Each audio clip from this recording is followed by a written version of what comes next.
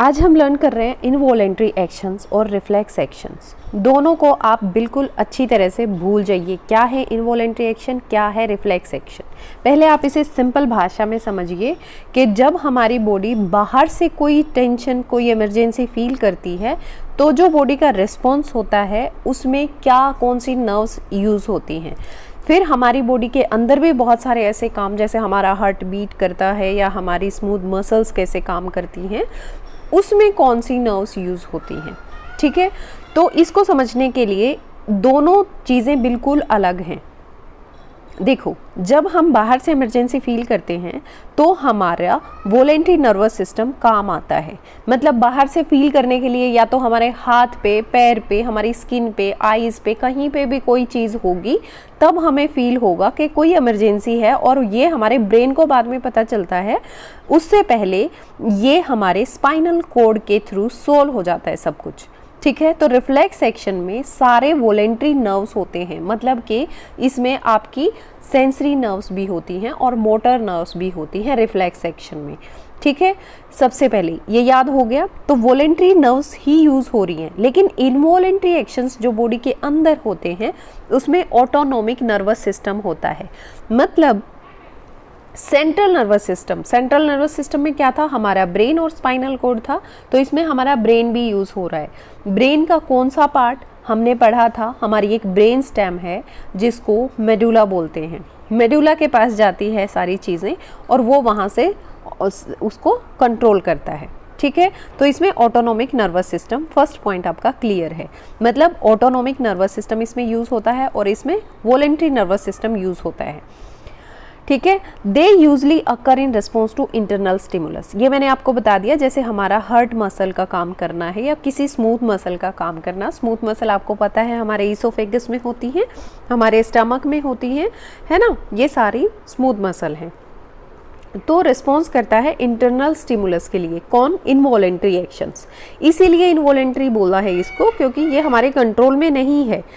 और reflex action में इसलिए रिफ्लेक्स बोला है क्योंकि ये विद इन सेकेंड्स हो जाता है और ये बाहर की तरफ से कोई जब इमरजेंसी आती है तब होता है।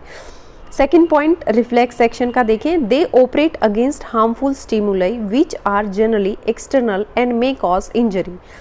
उन हार्मफुल स्टिमुलस क्या बताया था मैंने, जो चेंज इन एक्सटर्नल एनवायरनमेंट होता है ना।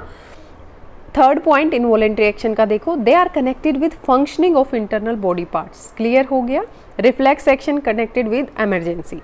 फोर्थ पॉइंट देखें, they are regulated by medulla, hind brain से कंट्रोल होते हैं। ठीक है, हमने पढ़ा था ना, हिंड ब्रेन हमारा क्या करता है, इनवॉलेंट्री एक्शंस को कंट्रोल करता है। और हमने क्या पढ़ा था, सेरिब्रम जो होता है वो हमारी इंटेलिजेंस के लिए होता है। सेरिबेलम क्या होता है, बॉडी को बैलेंस करने के लिए होता है। ठीक है, तो आपको पता चल गया अब हिंड ब्रेन, मेडुला किस काम आता है, इनवॉलेंट्री एक्शंस को कंट्रोल करने के लिए। Reflex action is controlled by spinal cord. ये सिर्फ सारा जो इमरजेंसी का काम है, ऐसे जैसे हमने गर्म चीज़ को छू लिया तो हमारा हाथ अपने आप ही पीछे हट जाएगा, हमारी आंखें और हमारा ब्रेन तो बाद में समझ पाता है कि हुआ क्या था, तो स्पाइनल कॉर्ड इन्वॉल्व होता है। फिफ्थ पॉइंट है, इसका जो इनवॉलेंट्री एक्शंस का रिस्पॉन्स है बॉडी के अंदर ही अंदर, उसकी स्पीड है बहुत स्लो है। ठीक है, जो रिफ्लेक्स एक्शन की स्पीड है उसका रिस्पॉन्स बड़ा फास्ट होता है।